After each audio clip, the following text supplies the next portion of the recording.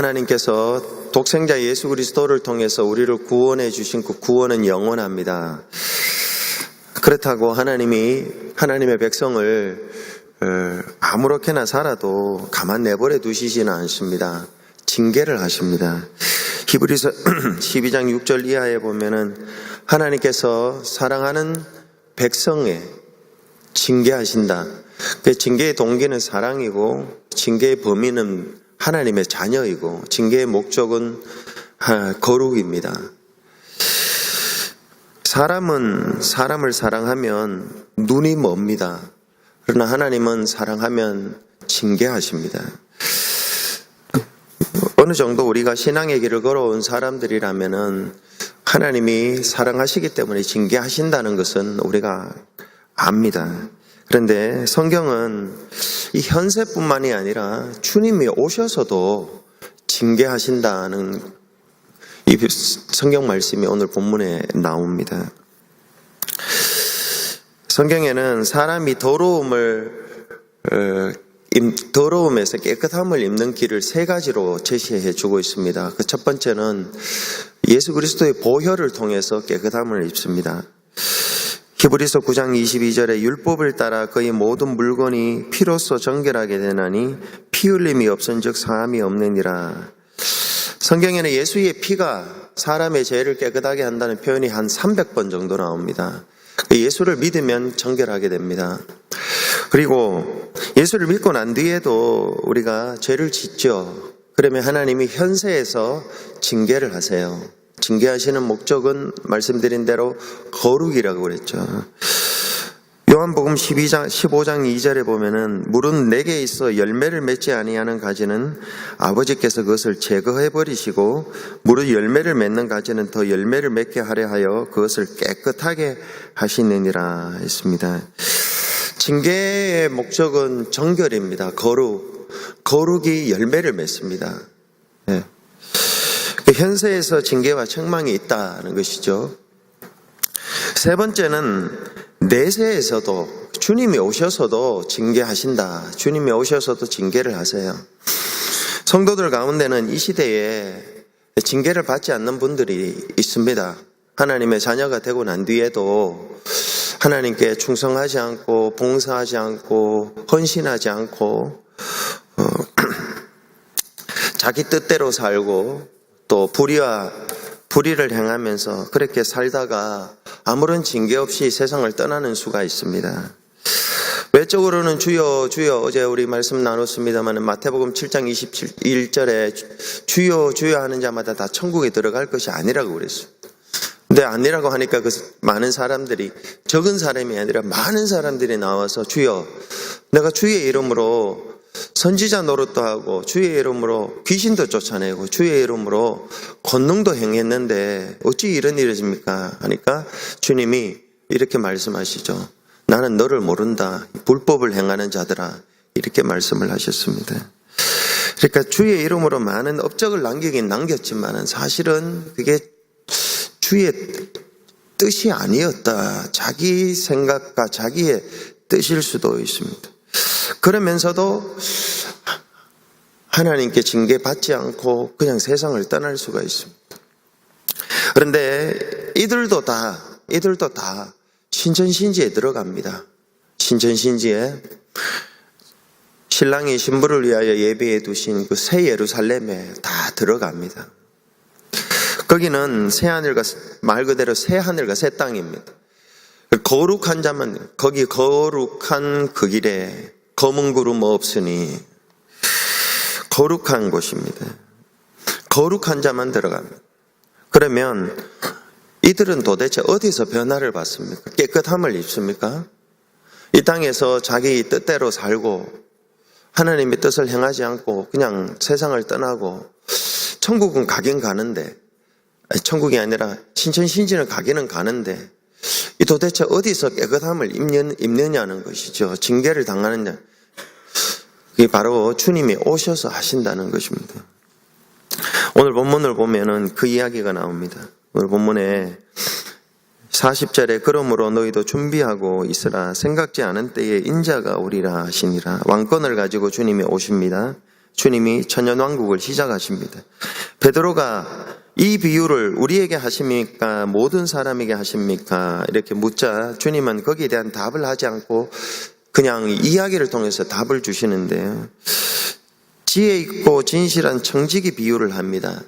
신약 성경에서는 청지기 비유는 하나님의 백성에게만 제한되는 것입니다.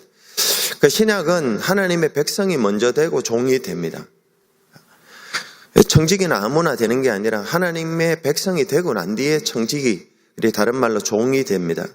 그러니까 이걸 보면은 하나님의 백성들에게만 제한되는 것입니다. 그러니까 저와 베다니 교회 교인들 또 먼저 예수를 믿고 사는 사람들에게 오늘 이 본문이 해당이 되는 것입니다. 주님이 오셨어요. 주님이 오시는 이야기인데요.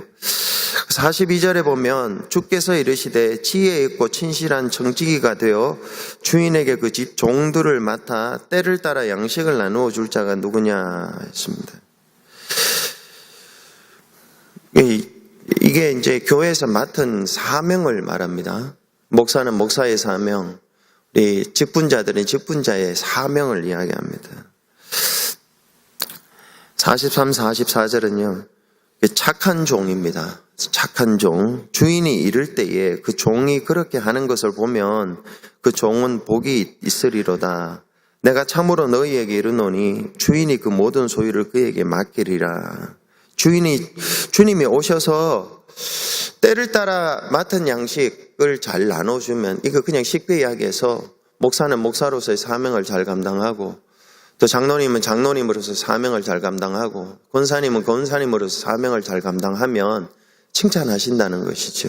주님이 오셔서 저와 여러분이 이 사순절에 이렇게 마태복음 산상수훈에도 보면은 기도하는데도 주님이 상급 주신다고 그랬어요.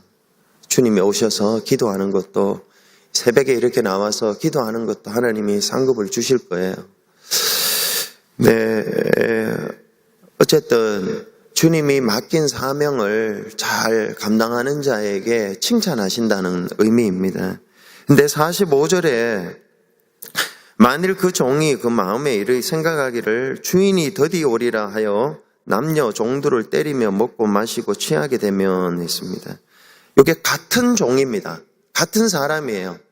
같은 사람인데 만일 그 종이 앞에 정관사가 붙었죠. 그 종이 43절 44절에 그 종이 마음에 생각하기를 주인이 더디 오리라 하여 남녀 종들을 때리며 먹고 마시고 취하게 하면 46절에 생각하지 않은 날 알지 못하는 시각에 그 종의 주인이 이르러 엄히 때리고 신실하지 아니한 자의 벌에 받는 벌에 처하리니 했습니다. 그러니까 이거는 분명히 현세에서 징벌이 아닙니다. 현세에서 징벌이 아니에요. 현세에서 거룩하게 하시는 것이 아니에요. 주님이 오셔서 하시는 거예요. 어떤 사람은 현세에서 하나님이 사랑하시기 때문에 자녀이기 때문에 나쁜 길로 가면 하나님이 징계하세요. 잘하면 보상을 해주시고 그러나 하나님의 자녀이면서도 이 땅에서 하나님의 뜻대로 살지 아니하는 사람은 주님이 오셔서 징계하신다는 거예요. 여기에 보면 엄히 때리고 신실하지 아니한 자의 받는 벌에 처하리니 엄히 때리고는 정말로 엄격한 판단을 하신다는 것이죠. 엄격하게 판단하세요. 근데 이게 다 똑같이 판단을 하시는 거 아니에요? 다 똑같이 징계를 하시는 게 아니라 47절 48절을 보면은 주인의 뜻을 알고도 준비하지 아니하고 그 뜻대로 행하지 아니한 종은 많이 맞을 것이요 48절에 알지 못하고 맞을 일을 행한 종은 적게 맞으리라. 근데 다 달라요. 오셔서 주님이 오셔서 상급도 주시고 보상도 주시지만 오셔서 알고도 행하지 않은 사람에게 많이 때리신다. 근데 이 사람이 구원을 못 받는 건 아니에요. 영생을 못 얻는 것도 아니에요. 다 천국 신천신지에 갑니다. 그러나 이 땅에서 알고도 준비하지 않고 알고도 행하지 않는 사람은 많이 맞을 사람이 있고요. 적게 맞을 사람이 있다는 것이죠. 무섭습니다. 예수 믿는 것이 48절에 보면 무릇 많이 받은 자에게는 많이 요구할 것이요 많이 맡은 자에게는 많이 달라 할 것이요. 그러니까 선생이 많이 되지 말라는 말도 다 이런 데 있는 것 같아요. 저와 여러분이 목사로서, 장로로서, 권사로서, 선교의 임원으로서 여러 가지 사명을 맡았을 때에 이 땅에서 충성하지 않았는데 아무 일도 안 일어났어요. 하나님이, 주님이 오셔서 셈하신다. 그래서 이게 우리가 지금부터 어떻게 살아야 할지 하나님이 말씀해 주시는 것이죠. 말씀해 주시는 것이죠. 분명히 힘들고 어려운 속에서 주의 뜻을 행했습니까? 상급 주실 거예요. 이 상급 반드시 주십니다. 그러니까 안 하잖아요. 그럼 주님이 이 땅에서 자기 뜻대로 행했는데 아무 일도 안 일어났어요. 주님이 오셔서 엄히 때리고 많이 맡은 자에게 많이 찾고 적게 맡은 자에게 저 사람은 왜 저렇게 일을 하지? 이렇게 할 필요가 없다. 그런 생각도 들어요. 주님이 오셔서 엄히 때리고 하신다는 것이죠.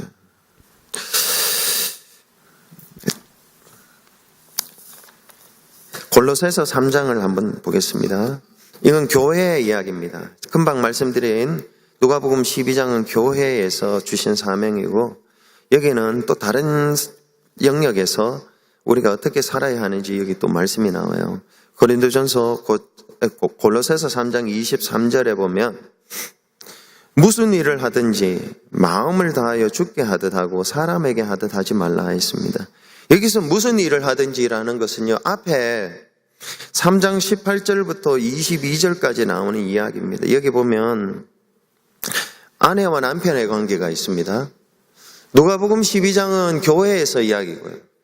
여기서는 아내와 남편, 부모와 자녀, 그리고 직장 상사와 부하 관계, 이 세 가지 관계에 대해서 말씀을 하고 있습니다. 그러니까 아내들, 골로새서 3장 18절부터 제가 한번 읽어보겠습니다.